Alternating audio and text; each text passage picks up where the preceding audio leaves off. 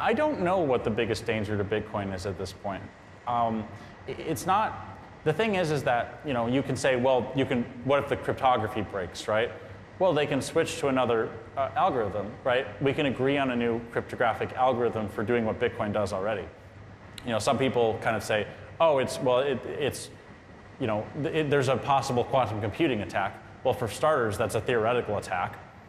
But I think people will be surprised to learn that we actually have cryptographic algorithms now that resist quantum computing attacks. So we've got a theoretical quantum computing attack, and it's already been addressed by some of the emerging cipher algorithms that are coming out right now.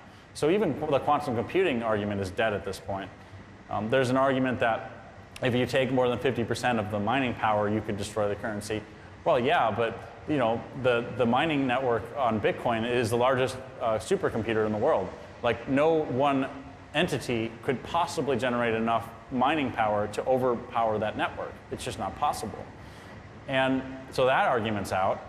There's a paper that came out recently that had a theoretical attack that would be more like 20 to 30% of the Bitcoin network or something like that. That paper's kind of been dismissed as mostly theoretical. And even then, you still need 20 to 30% of the Bitcoin network. I mean, that's pretty insane. I mean, that's kind of impossible. There's an argument that governments could make Bitcoin illegal. But how can you make Bitcoin illegal? I mean, it's not possible. I mean, you can drive it underground, but with a private key with Bitcoin, you could take $1 billion, put it on a single private key. Actually, it doesn't even have to be a private key. It can be a brain wallet. It can be a password that you memorize in your head. And you can then go to another country and type out that password that you've memorized and pull out $1 billion worth of Bitcoins on the other side of the world. You could take a private key and you could embed it into a picture of a cat and then put it on a USB drive the size of your pinky and take it through customs. And they could take it and they could open it up and look at it. Oh, it's a picture of a cat. He's cute. He's like playing with a piece of yarn or something, right? But it has $1 billion key in it. I don't think it's possible to stop Bitcoin at this point. I actually don't. I can't think of a single thing that could destroy Bitcoin at this point. And I'm not saying that just because I'm kind of invested in Bitcoin's future. I'm a very honest person. If something's wrong with a system, I'll tell you what's wrong with it, even if I support and use that system. But I can't think of a single threat to Bitcoin at this point. I really can't. I mean, I guess Bitcoin could fall in value if a lot of people decide that they're not interested in Bitcoin anymore. But it's not. Look at how much money is in gold, and nobody uses gold for anything. Like, gold is not used. Have you ever seen a gold coin in your life, right? Like, and it still has a ton of money behind it, without being almost useless as a real currency. So if Bitcoin becomes 5% of gold, a Bitcoin will be worth like $30,000 or something. I'm kind of pulling the number out of my ass, but like, the value of Bitcoin could fall, right? But does that destroy Bitcoin? Does that stop what Bitcoin represents?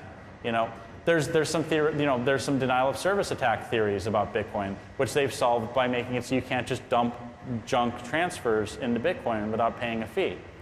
So there's everything that could possibly stop Bitcoin at this point has been addressed and resolved. Cryptologists and hackers have just beat the hell out of Bitcoin to try to figure out a way for them to break it. Because obviously if you break Bitcoin, that's some serious street cred. That's like the ultimate street cred for like a hacker or cryptologist. They have not been able to do it. And there's just nothing that can break Bitcoin at this point. I mean, it's really, I've heard another theory that somebody might, secretly control a bunch of the Bitcoins. There's all these kind of weird conspiracy theories too that I get. Like, the FBI secretly is Satoshi, right? The guy that made Bitcoin is Satoshi. And they're going to, one day wake up and be like, that was us. And then they'll have 20% of all the Bitcoins in production. But again, it's a conspiracy theory. There's no evidence to suggest that. And yeah, it's honestly, like, even if that was true, I mean, like, so what? It's still so the government becomes a bigger investor in Bitcoin, right?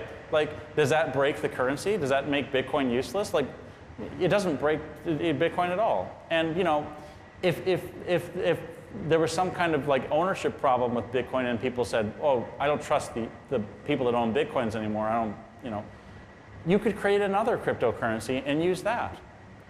So there's really absolutely nothing that can stop Bitcoin at this point. I can't think of a single thing.